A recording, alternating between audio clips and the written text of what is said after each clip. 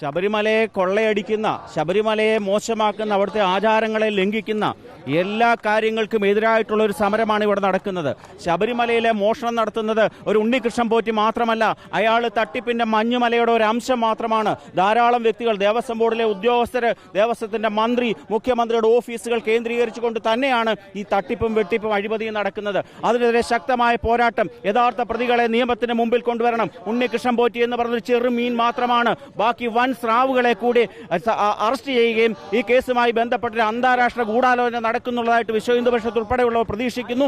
അതുമായി ബന്ധപ്പെട്ട ഒരു രാജ്യതലത്തിലുള്ള ഒരു ഏജൻസി ഇക്കാര്യങ്ങൾ അന്വേഷിച്ചുകൊണ്ട് യഥാർത്ഥ പ്രതികളെ കണ്ടെത്തുക തന്നെ വേണം.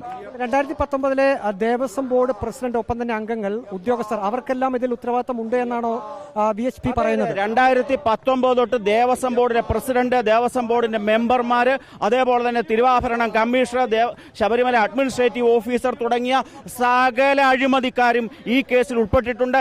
അവരൊക്കെ കോടാനുകോടി രൂപ ഇതിന്റെ മറവിൽ ഉണ്ടാക്കിയിട്ടുണ്ട്. അവരെയൊക്കെ കണ്ടുപിടിക്കുകയും അറസ്റ്റ് ചെയ്യുകയും ഇവരുടെ വീടുകൾ റെയ്ഡ് ചെയ്തുകൊണ്ട് രേഖകളും അല്ലെങ്കിൽ മെറ്റീരിയൽ ഒബ്ജക്റ്റുകളും പിടിച്ചെടുക്കുകയും ചെയ്യണമെന്ന് തന്നെയാണ് വിശ്വ ഹിന്ദു പരിഷത്ത് ആവശ്യപ്പെടുന്നത്.